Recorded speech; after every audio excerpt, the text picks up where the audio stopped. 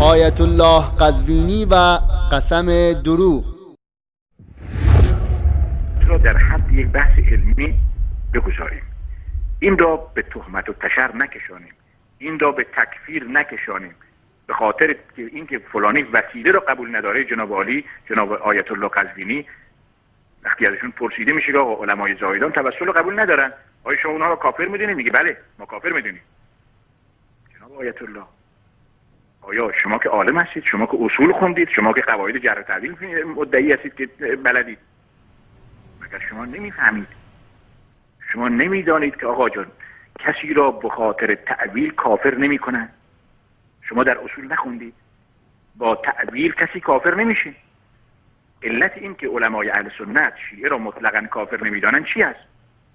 علتش همین است، میگن آقا اینا تعویل میکنن، معول هستن، چون تعویل میکنن نمیشه کافرشون گفت. شما با چه جرأتی میایید میگه که بله آقا توسل رو نمیدونم قبول ندارن ما کافر میدونیم؟ درست نیست. وقتی جناب عالی به عنوان یک آیت الله با این منطق میایید صحبت میکنید، تکفیر میکنید، وقتی میایید علنا میگید معاویه کافر است، نعوذ بالله، چه انتظار دارید یک جوان سنی در جامعه شما با یک جوان شیعه که برادر و همسایه و همکار و خویشاوند و شاید داماد و این داماد باشه و اون برادر خانم باشه یا عکسش، چه انتظار دارید که این دوتا جوان با همدیگر رابطهشون چجوری بشه در آینده؟ و دوباره ایشون برای اینکه این مسئله رو اثبات کنه متاسفانه مثل بقیه موارد دوباره دست به دروغگویی‌های عجیب و غریبی میزند و ایشون میفرماید حضرت عالی وقتی ازتون سوال شده که علمای زاهدان توسل رو قبول ندارید، فرمودید این علمایی که توسل رو قبول ندارن کافرن. من نمیدانم با چه زبانی بگم، این آقا اصلا دروغ گفتن براش مثل آب خوردن، بهتان بستن براش مثل آب خوردن، افترا زدن خیلی ساده هست. حالا از قیامت نمیترسه، خب یقینم داریم نمیتونه، اگر از قیامت بترسه مگر حتاکی نمیکنه و از حساب و کتابم نمیترسه، حداقل از آبروش بترسه. ایها الناس، من دارم رسما اعلام میکنم اینجا، والله تالله بالله به مقدسات قسم، بنده تا به حال نگفتم علمای اهل سنت زاهدان که توسل را قبول ندارن کافر هستن. یعنی با مبنای ما نمیسازه. این مبنای ابن تیمیه شماست، شیخ الاسلام شماست، محمد ابن عبدالوهاب شماست که میگه هر کس برای شما عرض کنم متوسل بشه کافره. اصلا من نمیدونم این آقا چیه اصلا، چه اعجوبه ایه و چی کار داره میکنه. یعنی برای آبرو و حیثیتش هم ارزش قائل نیست.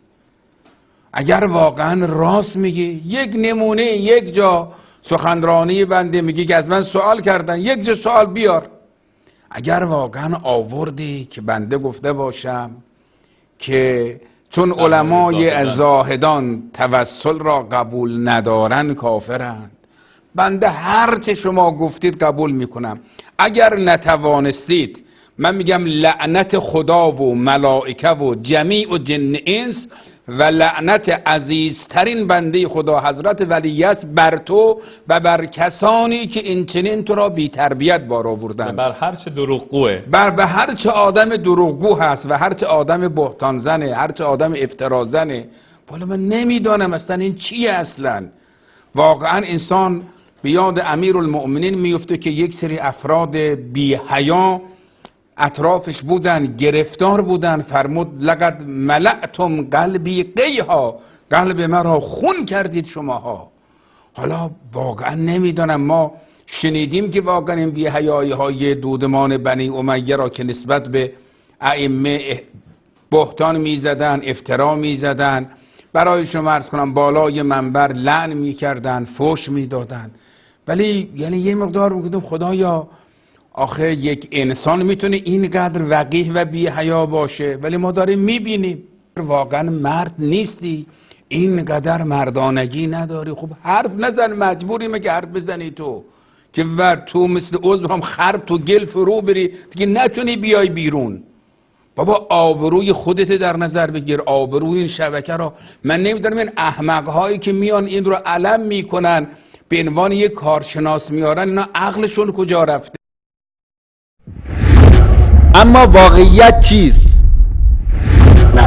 هر فردی آخوند باشه، معلم باشه، استاد دانشگاه، کشاورز باشه، وقتی بیاد توسل به انبیا، توسل به ائمه و اولیا را زیر سوال ببرد، ما او را سنی نمیدانیم، یعنی مسلمان نمیدانیم اونها را، چون این حرکتی است خلاف قرآن. بله. در مورد این که شما فرمودید جلسه قبل که کسی که روی توسل قدم بگذارد ما او رو مسلمان نمیدونیم.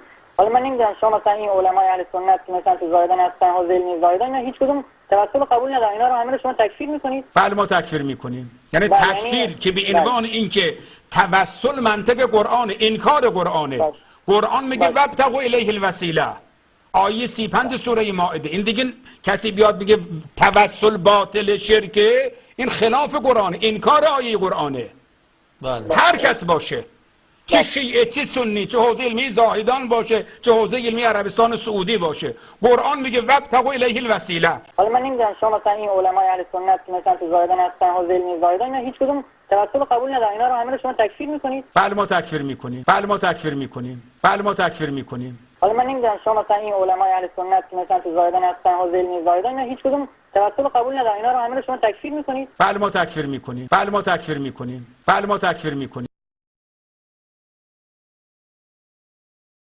ظاهراً تأثیر شبکه جهانی کلمه بر جامعه تشیع به قدری بوده است که جناب آیت الله را به فراموشی واداشته تا جایی که گفته‌های خود را منکر می شود و بر آن سوگند دروغ یاد می کند و راهی جز ناسزاگویی نمی یابد و اقدام به استعمال الفاظ شنیعی می کند که در شأن یک روحانی نیست.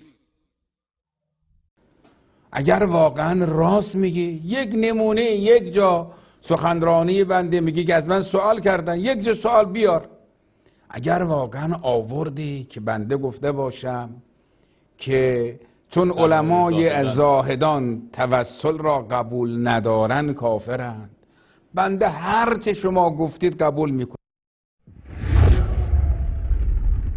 ایها الناس، من دارم رسما اعلام میکنم اینجا، والله تالله بالله به مقدسات قسم، بنده تا به حال نگفتم علمای اهل سنت زاهدان که توسل را قبول ندارن کافر هستن، یعنی با مبنای ما نمیسازه.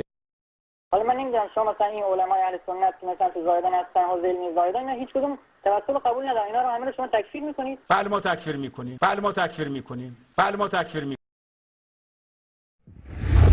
ایها الناس، من دارم رسما اعلام میکنم اینجا، والله تالله بالله به مقدسات قسم، بنده تا به حال نگفتم علمای اهل سنت زاهدان که توسل را قبول ندارن کافر هستن، یعنی با مبنای ما نمیسازه.